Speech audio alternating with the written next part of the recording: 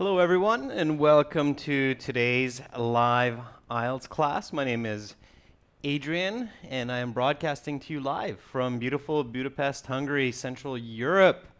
All right, so this week we're doing something new and we are going to be looking at our online IELTS course. Of course, our materials as usual are coming from our websites.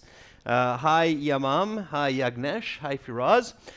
So it's a great time to get into these lessons. Our websites for academic IELTS, check us out at aehelp.com.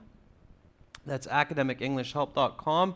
And for general IELTS, make sure to visit us at gieltshelp.com. That's generalieltshelp.com, where we'll find our full course, practice exams, videos, more than 100 hours of that. Thank you for letting me know about the buffering, Chahal. Thank you for that super chat donation, Vishara. I appreciate that. That's very kind of you. Helps to motivate us and keep us going, Vishara. So good for you. Thank you. Okay, girls and guys. So again, we're doing something a little bit new now. We are going to be going through our online course in these live stream lessons. So everything to help you understand what is IELTS, what you need to do for IELTS in order to succeed, to get a high band score, feel good about yourself, and be confident. Good luck on your exam tomorrow, Preet. Hi, Baljit. So, here's a little look at the schedule and some other information. If there's any questions, you can always email me. My name, Adrian at aehelp.com. And here's a little look at the schedule coming up. So the live streaming schedule, it's on Central European Summer Time. It's 2 hours ahead of GMAT time. So for August 1st to August 9th, we're going to be looking at some key strategies, some section strategies. Today, introducing our full online course. And then tomorrow we'll have a sponsor chat class. Of course, everybody's welcome to view. And then we'll step by step go through the other parts of the course in the early stages of August. Just for a lot of you who aren't absolutely clear of what I'm talking about here, thank you, Free Vlog. I appreciate that compliment. These are our websites here. So this is our academic website with the blue background. And if you're looking for general IELTS, then you will be looking for this website with the green background. So this is gieltshelp.com. Now, when you go to our websites, you can try them for free by clicking the green button, or you can join our full course by clicking the red button. And then, of course, you'll get your username and your password. Your username is also your email. So you log in at the top. And then once you're logged in, you have access to a lot of these wonderful materials on our website. So I'll just darken the screen. And I'm not really going for a sales pitch here, contrary to what you might believe. I'm actually going to show you what this is so that you can see where this lesson today is coming from. So here you have these different tabs that all open up. And the first one are interactive practice exams. So on your tablet or on your phone, you can get these interactive tests for the listening, the reading section, and so on. I know that the text is small and you probably can't read it. That's okay. Don't worry about that for now. Just listen to the explanation. And then the second tab, you open it up and then you have all of these links to our full course. Now this is of course designed for your computer, your tablet, or your phone. It's not designed for these live streams. So what I did is I created a special course that's for these live streams, and we're going to get into that right now. Okay, so let me switch over to my PowerPoint here. And girls and guys, this is the actual course that I'm teaching you right now. So you get something kind of similar when you join the full course, just even better because, of course, it's designed for you. The difference is here that I created it with a dark background. And you'll see that in a moment here. So let's get right into it. It's very important that if you have questions, just ask me, okay? Don't be shy. This is a perfect time for this. All right, so here we go. Bishal, thanks for sharing that information. Okay, so this is our full academic, because of course this is our academic YouTube channel. We will be going through our academic course, but a lot of this or most of this information is very useful for your general IELTS students as well. So welcome to our academic IELTS course, preparation course. This is just kind of an introductory slide. Pradeep, thanks for that question. It depends where you are in the world. So if you're in a country where people make less money, it's going to be cheaper. And if you're in a country where people make more money, it's going to be a little bit more. So the price ranges from $10 to $60 US, okay? We will get into reading sections as well. I can see that one comment. In India, it is, I believe, $10 US, the current cost. So this is our course. Here's a little bit of a quick overview of what we're going to be looking at. I created a little bit of a darker background here, and I'm testing out the lighting a bit. So if it's hard to see, let me know. Okay.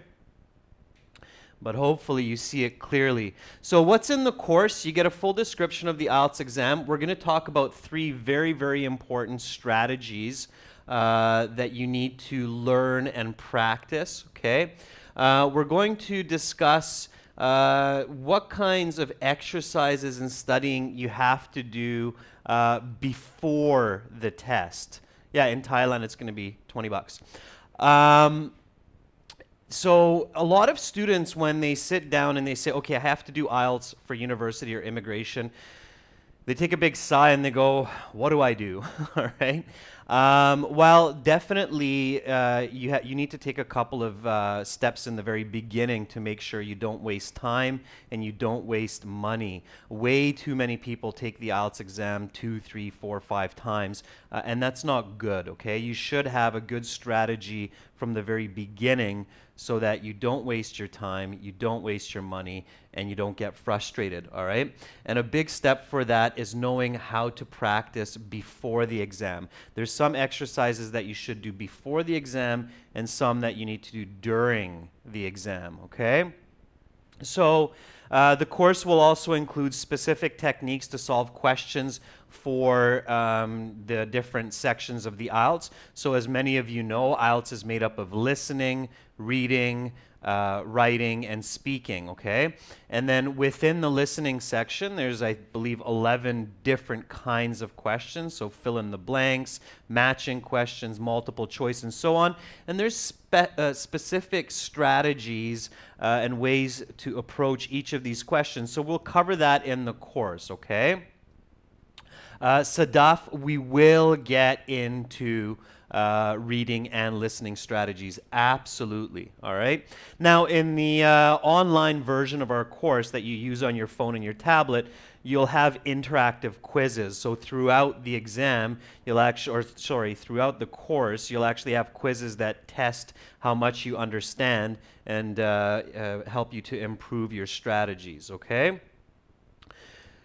So let's look at our instructions here. This is, I'm going to go through this pretty quick. So when you're using our course online, pay attention to colors, pay attention to symbols.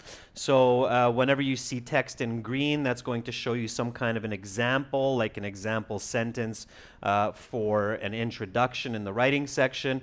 If you see something in red, it means it's important information, like how you should write your answers in the answer key. It's very, it's absolutely critical that you pay attention to this important information because you can really save a lot of marks so your band scores don't go down. Blue is writing practice and purple is going to be useful vocabulary that you can use in your speaking and in your writing, okay?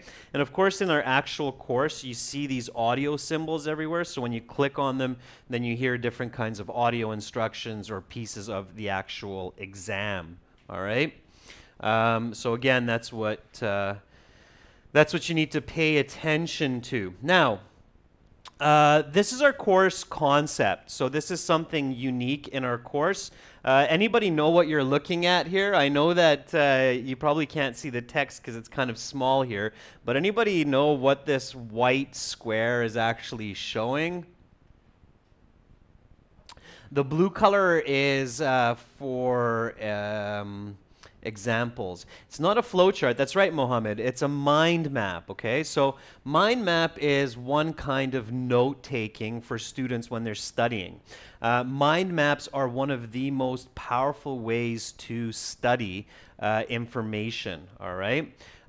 It's connecting information. A lot of you are asking me about the colors again, so I'll just jump back to that slide super fast. Okay, one more time, girls and guys. So green is going to be examples, red is important information, blue is writing practice, purple is useful vocabulary. Okay, let's get back to the next slide here. So when you're using our course online, you'll notice, and then of course while I'm teaching you in these live streaming classes, that our goal is for you to really connect information, okay? So make connections between vocabulary, concepts, and the right way to approach IELTS, okay? So you need to connect information. I think a lot of students who watch our classes regularly, you notice that one of our exams will have a listening section on icebergs. And then suddenly in another exam, you'll have a reading section about how the famous ship Titanic sank because it hit an iceberg. So even the information that we include in our exams and courses helps you to learn faster and connect your ideas, okay? So mind mapping, psychology, and connecting information is used in our course, and we believe this is the most effective method because this is how the human brain is designed to learn, okay? So that's what we will be doing as we go through each of these sections. Now, an important question a lot of students forget to ask, but you should, is what is IELTS? So IELTS, I-E-L-T-S, of course, stands for International English Language Testing System, okay? And there are two versions, okay? There's the academic and there's the general. Yetukuri, visit us at aehelp.com if you're looking for academic IELTS, and gieltshelp.com if you're looking for general IELTS. Mohammed, good question. Who invented the exam? The exam was originally designed in Cambridge. Okay, Cambridge University, of course, in England, the oldest university in the world, the greatest minds in English and experts in English and exam construction. Many of them reside in Cambridge. British Council and IDP actually administrate the IELTS exam, so they're the ones who oversee the examinations, making sure that they're going well, the marking, and so on. The IDP is the International Testing Department or something like that. So British Council and IDP kind of organize IELTS and manage it. But the people who actually create these IELTS exams originally is from Cambridge University, okay? So when you embark on this journey to do your IELTS exam, you really need to be clear on these points. There's two versions of the test, general and academic. You should be asking why, okay? Well, IELTS is not just testing your English for daily use. It's testing it for specific purpose, especially the academic, which is required for universities. It's testing your ability to function in an English-speaking university classroom. Now, in our course, we have a video here, so you just click on that, and you can listen to a first-year engineering university lecture at Stanford, and you can get a good idea of how a professor in a first-year engineering class talks. Now, when you're watching this video, I'm not going to play it for you right now, but when you watch it in the actual course, you should think to yourself, okay, how much do I understand? I'm planning to begin my university studies in England, US, Australia, Canada next year. How much of this professor do I understand? Do I understand 50% of what he's saying? Do I understand 90% of what he's saying? Because you can pass IELTS all day long, but if you don't understand a professor like this guy, then you can really get into trouble, okay? The course in Russia is $39 US, Okay. All right, so check out that university lecture in the course, see how well you understand it, and then you get a good idea of what IELTS is trying to test you for and why a university requires a minimum band 6.5, okay? If a student cannot get 6.5 on academic IELTS, it's very difficult for me to imagine that they can understand most of what a professor like this is saying. So check out that speech, and also check out other university classes. If you go on YouTube, you can find a lot of university lectures, especially first year. Please don't look at third and fourth year university lectures because they're very complex. So look at first year university lectures on YouTube and just see, hey, do I understand what a first year university class is explaining, okay? So check that out, all right? So the big difference, of course, between general and academic is especially the writing and the reading. Okay, you need to recognize that reading and writing sections are different in general and academic. Okay, so what happens in the IELTS? Still focusing on the basics here. So the IELTS is roughly 2 hours and 45 minutes altogether. The listening takes about 50 minutes. The reading takes an hour, and then the writing takes another 50 minutes. Okay, so that's kind of how you have to gauge it. It's very important to know the structure of the IELTS exam. Even if you have great English or very strong English skills, you can still increase your band score just by being familiar with the structure of the test. So make sure you always do at least a few practice exams before you sit the IELTS, okay? When you register for IELTS, you have to register about 2 weeks before. These tests are very popular, so they fill up very, very quickly. If you need IELTS for 2019 September to get into university, you should start practicing for it as early as possible. When you go to the test, you need to show personal identification. It's usually a passport. It has to be a national ID with a picture. Do note, girls and guys, there's a lot of fraud that happens with IELTS, so IELTS is very, very strict. Okay, they try to stop fraud as much as possible. Okay, don't forget your identification when you go to IELTS. If you do, they will not let you take the test. Okay. Zamet, you'll have to check with your school. I don't know what your school requires, but usually these days it's a 6 or a 6.5. Okay. During the exam, so when you're doing your sit down, so the exam is kind of broken into 2 parts. One is 3 hours. That's where you sit down and you do the listening, you do the reading, and then you do the writing, and it takes 2 hours 45 minutes. And then the speaking is done separately. Okay, you do a 15-minute interview face-to-face for the speaking. It's separate from the sit-down part, sometimes on the same day, sometimes on a different day.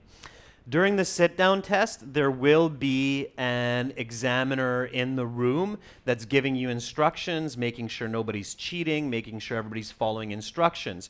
You can ask them questions, but they will not help you with the exam questions, okay? So if you show them and you say, hey, can you explain what this word means? They can't do that. So they can't help you out with vocabulary or explaining words, but you can ask them questions like, can I go to the washroom? Don't expect a yes. You can't just go to the washroom at any point in the test, okay?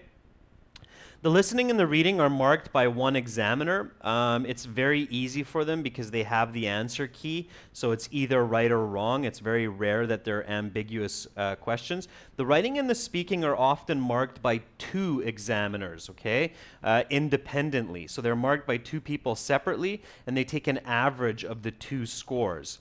Often what happens in speaking is you get marked while you're speaking, and then somebody else might listen to the recording because they often record the speaking sessions and then mark that again, okay?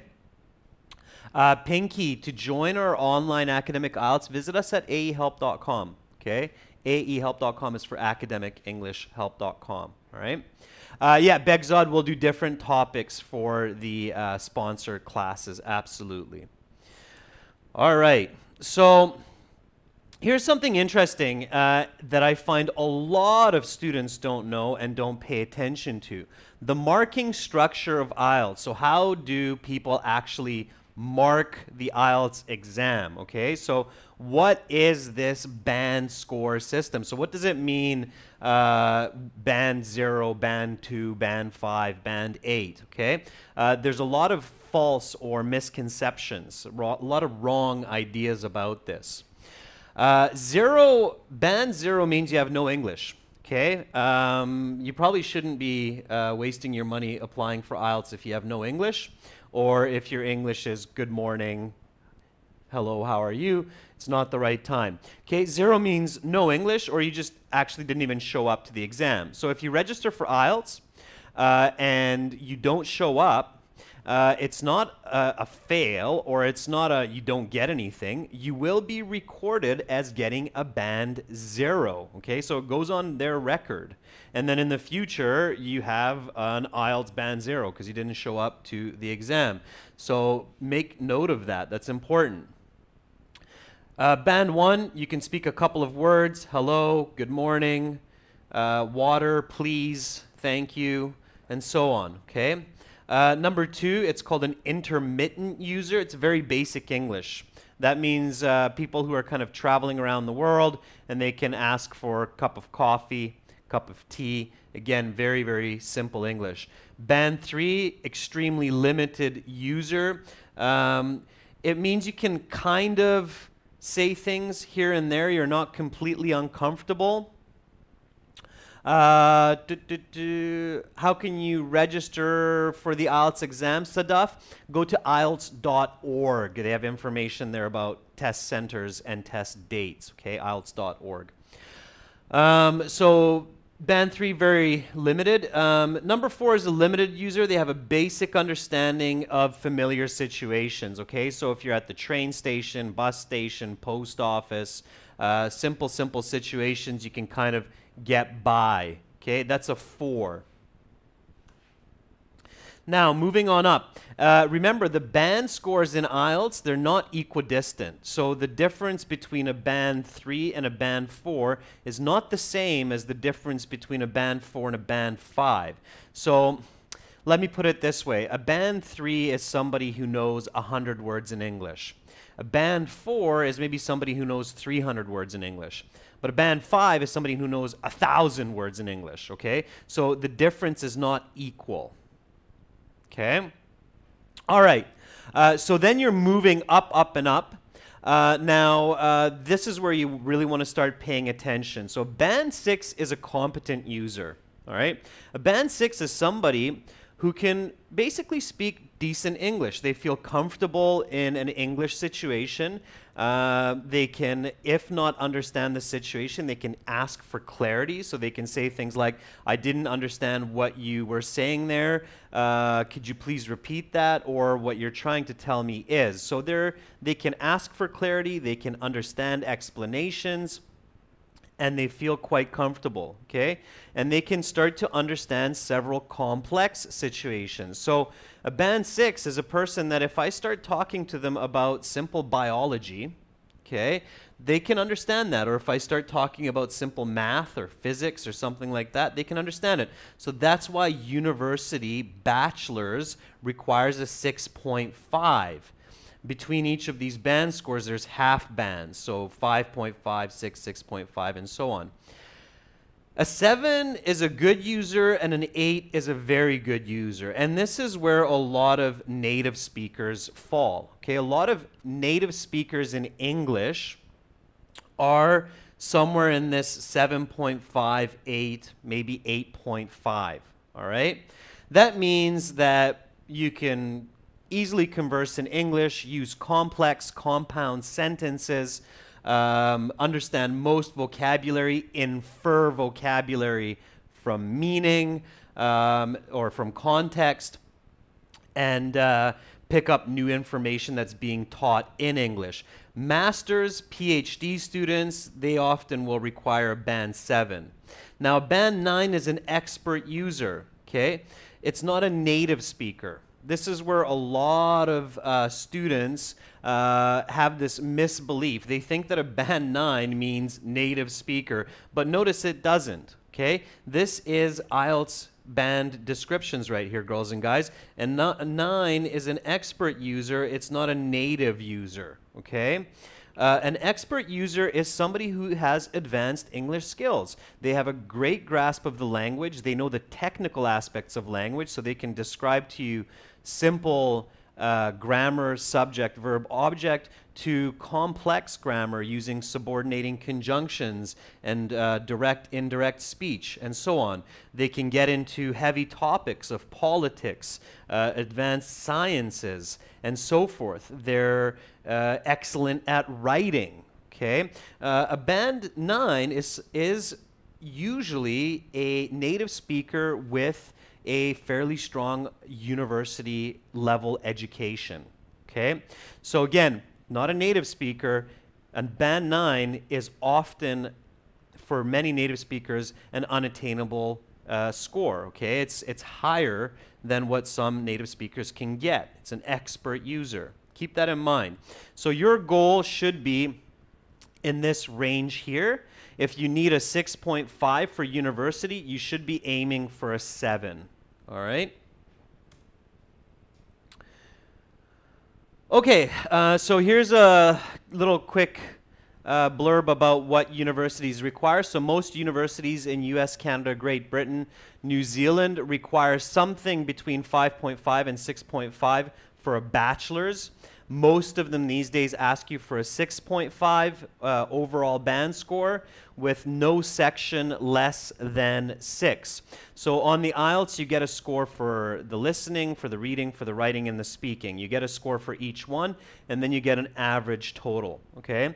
And most universities will say that your total average should be 6.5 with no section less than 6.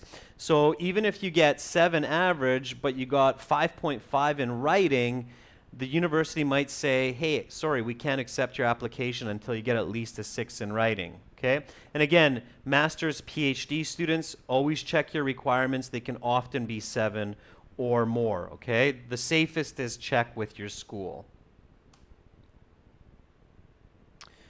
Okay, so I think this answers a couple of the questions that I saw coming up in the chat. And for if writing is your problem, then definitely target writing. We have tons of help on our websites for writing help as well, editing, correction, and so on.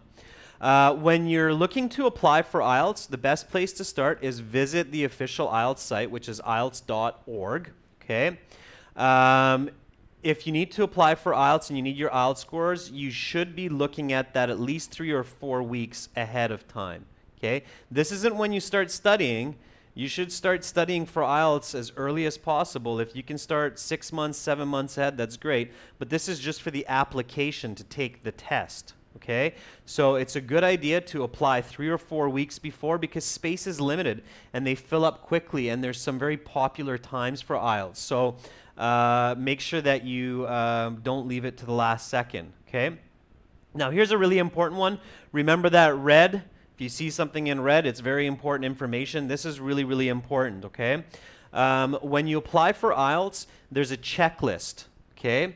There's a checklist for your application that you literally go through checkbox by checkbox. And it will say, do you have your passport? Check. Did you fill out your full name and address? Check. So there's a checkbox for every important step of the application. Go through the checklist. Don't ignore the checklist. Please, please, please. Okay? I've seen students ignore the checklist too many times, make a mistake, they miss their exam, they get a band 0, etc. Go through that checklist that's included in the application package. It's very, very important. They give you that for a reason, okay? So the checklist is both for the academic and general application, okay? So go through that checklist. If your application is not complete, they will send it back to you. So you'll send it away, you'll pay for that postage, waste all that time, and then 1 week later you'll get it back in your mail if it's not complete, and they'll say it's incomplete, you forgot signature on page 3. So make sure that your application package is filled out correctly, double check it, because if they send it back, guess what? You just lost a week, Okay, you have to do it again. All right? Yeah, that's right, Amar. We're doing something a little bit different. We're going through the course step by step. So we're going to get into it here with everyone, okay? So, and again, just a reminder, when you attend the test, make sure to bring your ID because if you don't, you cannot do the test without your passport. I've seen many situations where students have to go to another city, they rent a hotel room and spend a lot of money, and then, oops, I forgot my passport, and they wasted all that time and money, okay? Now, here's something for everyone. What do you do on exam day? So you've prepared, you got ready, you're ready for the exam. What should you do on your exam day? Well, first of all, have a good night's sleep. I know IELTS is really, really stressful. You should try to sleep at least for 7 hours. You should wake up 2.5 hours before the exam. A lot of the times IELTS is in the morning. It starts at like 9 or 10 o'clock or even earlier sometimes. And sometimes students just get up like an hour before their IELTS exam starts. That's not good. Okay, the human brain, it takes a bit of time to warm up to reach its maximum function. So that's roughly 2.5 hours. So if your test is at 10 o'clock, you should be up no later than 7:30 in the morning, all right? You should arrive at the test center half an hour before, all right? Don't get to the exam 10 minutes before it starts. Get there half an hour before, check out the test center, have a look around, see where the washroom is at. If you need to use it, go use it, okay? Before the exam, try to do some easy listening, some easy reading, use only English. Get your mind prepped for the test, okay? Speak English only to people around you. It's very important. Tell them, hey, I'm spending a lot of money. It's a very important test for my life, for my future. I need to speak just English just for the next 24 hours, okay? So make sure you're only using English, all right? Now we're ready to begin the course. And here you would have a little practice quiz to show you how that works. So let's get into it. Believe it or not, that was just a little preamble. Okay, so here we go. So now we're getting into some of the meat and bones of the course, all right? So our course, again, for academic, it's ahelp.com. For general, it's gieltshelp.com. So our course starts off by introducing some key communication strategies for you for the IELTS exam. The IELTS, girls and guys, ladies and gentlemen, is not just an English test. It is very dangerous to think about IELTS as a simple English test where, oh, if I learn this vocabulary, I can get a high score. No, you can't. That's not the way it works, okay? IELTS is not just testing your English. It's testing your communication skills and your ability to think critically and quickly, okay? If IELTS was just an English test, then it would be one version. You can write it in 2 hours or 10 hours, and you wouldn't really need to express ideas all that clearly, okay? So IELTS is much more. IELTS is testing your communication as well as your English, and you can improve your band score by improving your language skills and your communication skills, and these are different, okay? Language skills are vocabulary and grammar. Communication skills are being able to coherently and accurately respond to questions. So analyzing information and producing good information. So what are these key communication strategies? Anybody know? Any of our regular students know what the 3 key communication strategies are for the IELTS exam?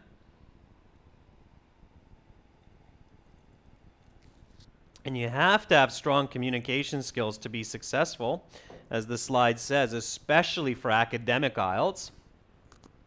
So what are the most important, the 3 most important strategies? Kira, you've got one of them in those 3 words. Manisha, you got 2 of them, the other 2. So Kira says, ask what, why, how.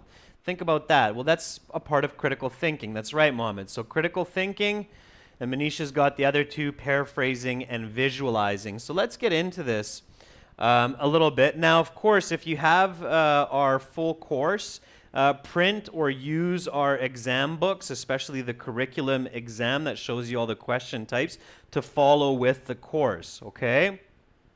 So use the test, we use the exam to follow along with the course. And I'm going to use some materials, of course, to guide you with this as well, all right?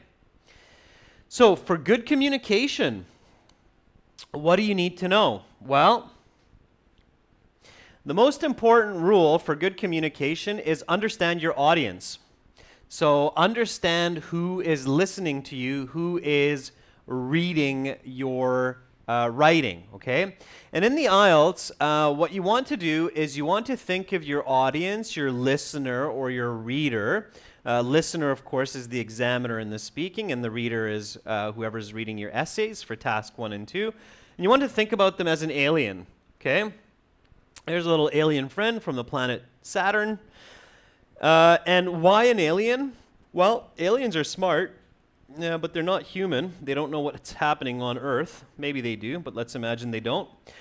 So when you think about them like an alien, you respect that they're intelligent, but they don't know what you know. They have different perspectives. They lived a different life. They come from different cultures. They have different understandings. They're smart, and they will analyze the information that you give them. So when you give a piece of information, the examiner is not going to ignore it. They're not going to be like, oh, that whatever, I'm not even going to pay attention. They'll analyze it. Okay, what did the student just say? Is that clear? Does that answer the question I just asked them? Okay, so think about your reader as an alien. Many times, students will write a sentence or say a sentence in the speaking and then just kind of imagine that their listener or reader will finish their idea for them, and they forget or omit important pieces of information. Don't do that. A good example is in the speaking. What kind of sport is popular in your country? And then the response is, in my country, people like football. Okay, what's your country, right? You have to say your country. You can't assume that the examiner knows what country you're from just because you're in that exam. So maybe you're doing the IELTS exam in India, but you actually are from Nepal because you happen to be in India doing your IELTS exam. So then you need to say, in India, the game that people like to play is football, or in Nepal, the game that people like to play is football. So don't assume that the examiner knows what you know, okay? All right. So here's the 3 big strategies up at the top here. I have it covered up a little bit. But it's critical thinking, paraphrasing, and visualization. When you master these strategies, you will master learning and you will master communication. I promise you, girls and guys, that if you master critical thinking, paraphrasing, and visualization, you will not only get a really good score on IELTS, but you will also do very well in school and you'll be very successful in work. All right? So make sure to do it. And Edward, that is an excellent question that we will be looking at in the coming classes. How do you master critical thinking? So first of all, what is critical thinking? Okay? Critical thinking basically means we have input, so we have information. It comes into our brain. We process it, so there's a function. Our brain uses that information, and then we give some information out. Okay?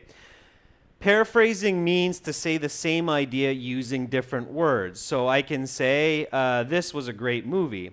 This film was very enjoyable. This was a great movie. This film was very enjoyable is where A equals B. Okay? And then, of course, visualization. When you hear the word tree, do you actually see a tree in your head, or do you just hear the sound of the word tree? We're visual beings. We should be seeing information in the mind's eye. Master these 3 strategies throughout the IELTS. Combine them effectively. I guarantee you will see your band scores skyrocket. Okay? So let's break it down. Let's break this down a little bit more, all right? So what is critical thinking? Now, when you see a new word like critical thinking, right? So for some of you, critical thinking might be a new kind of collocation. So you're thinking, okay, well, what is critical thinking? When you see new words, try to think of other words that you're familiar with that are similar, like the word critic. A critic is a noun, it's a person. It's a person whose job is to analyze information. So notice what I'm doing here, girls and guys, is I'm teaching you a technique to understand new vocabulary when you're learning it, or if you see it while you're in the IELTS, okay? One common question students ask me is, if I see a new word in IELTS, can I understand it? What can I do? So here's one step. So critic is a person whose job is to analyze and give opinion of information. There's food critics, music critics. A food critic is a person who goes to a restaurant, tries the food, and then for the newspaper or magazine writes an article. The food was great, the service was so-so, the furniture was terrible. Okay? I give it 3 stars out of 5. And then another word, criticize. Criticize is the verb. Criticize means to complain about a person's work after analyzing it. So some of you might say, hey, Adrian, this course is great. I think it will help me pass IELTS.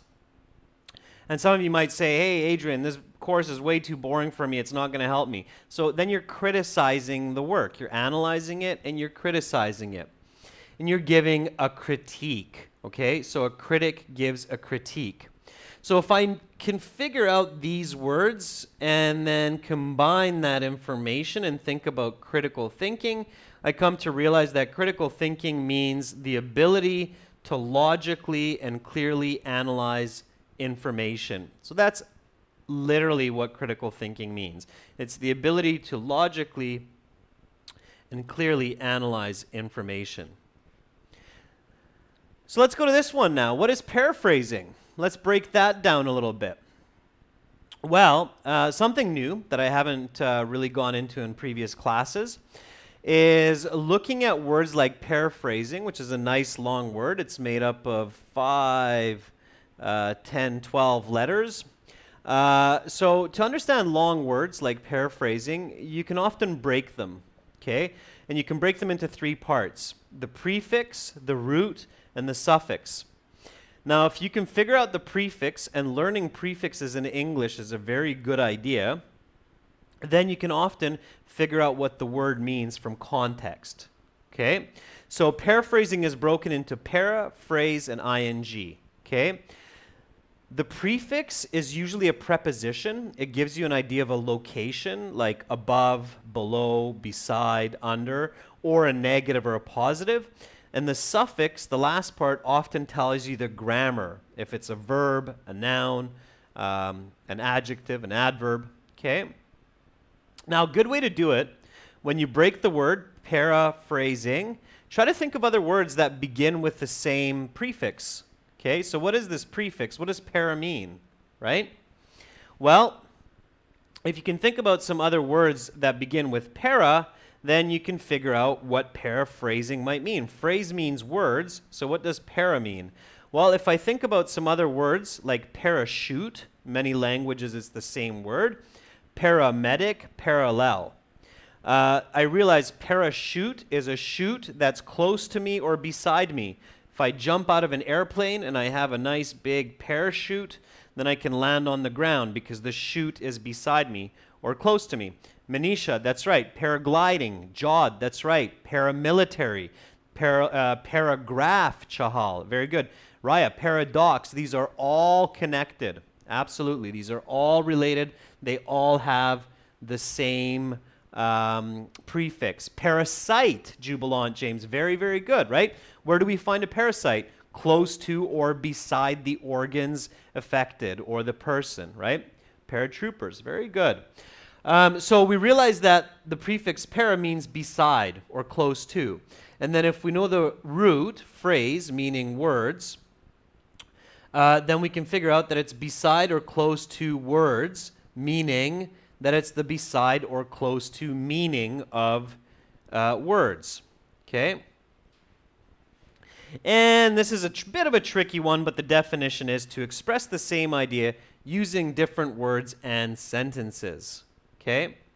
That's what paraphrasing is. Now, what is visualization?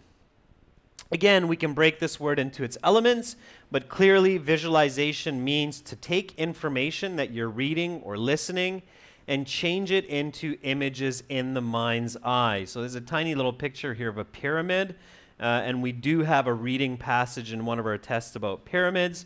If you're reading about pyramids, see those pyramids inside your head, okay?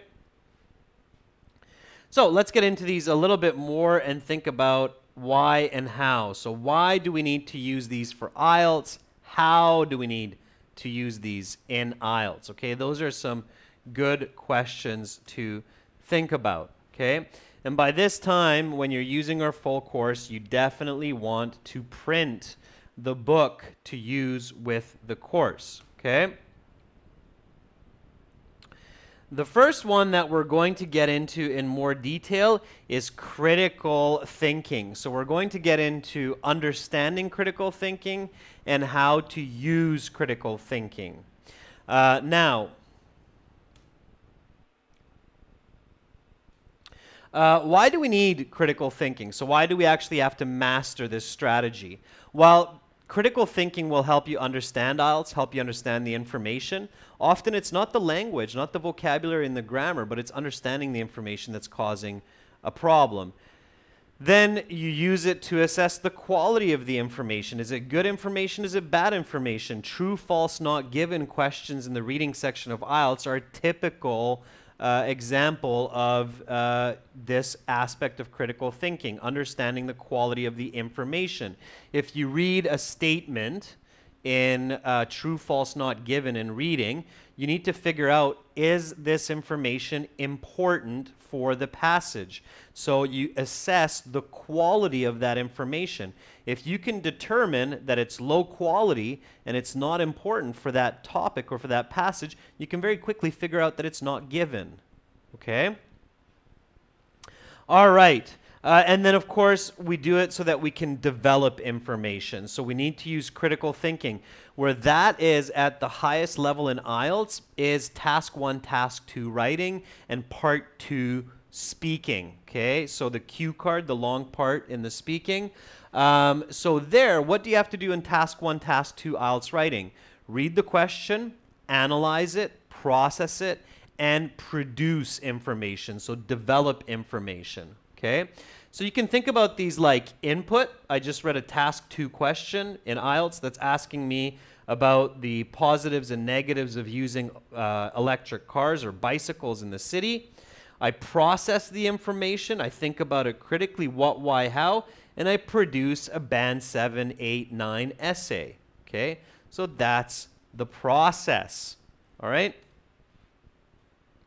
Now, how can we do it? And this is the million-dollar question, is how can we think critically? And when should we use it? You should use it everywhere. Use it in all parts of IELTS, okay? And the most basic way to approach this is just 3 simple questions. What, why, how? Always ask, what is it? Why is it? How is it? Okay? So here, all I'm going to do, I'm going to slow down with the course there and show you a little bit of some speaking questions here, okay? So we'll use these speaking questions to guide us. This is a typical speaking question interview sheet that examiners use. And here is a part 2 in the speaking, okay? So let's just quickly adapt what we've learned about critical thinking to this cue card. Okay? So here it says, talk about an unusual object you have seen. So here, the first question that I want to ask myself is, anybody? What's a good, if I'm using good critical thinking when I'm looking at this cue card, I have 1 minute to prepare my ideas, to write down some notes. What is some good critical thinking that I can use here right away?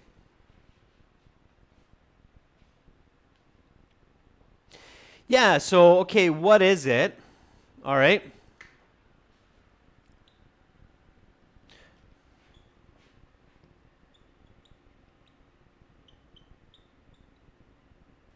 So what is an unusual object? Absolutely. So what is an unusual object? So we're practicing our critical thinking here for IELTS, right? What is an unusual object? What's the answer to this? Okay, obviously asking the question is the first half. The second half is the answer. Okay, so Kira says right away, a tool. Sure. It could be one answer. So is a hammer an unusual object? Not really. So is that the right answer? No, it's not the best answer, but it could come up later. Okay.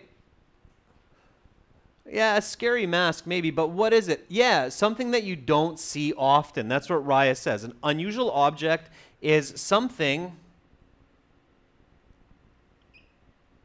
we don't see often. Okay, good. So the next question is why? Why don't we see it often? Okay, so let's follow this critical thinking. A snail pachu is an animal. It's not an object. Careful. Okay, if you talk about a snail pachu for this, you're going to get a really bad grade because you're not talking about the right topic. A dolphin sadaf is also not an object. General Mo, a ghost is not an object, okay? Baljit, a flying car would be an object. But don't jump ahead. Use your critical thinking. Practice the step-by-step at home. Otherwise, you will be in trouble. So one of you said, Begzad says it's because it's rare. Okay, sure. Now here, let me just guide you a little bit with my critical thinking. So what is an unusual object? Something I don't see often. Why? It's rare. Why is it rare? Because it has no applications or few applications.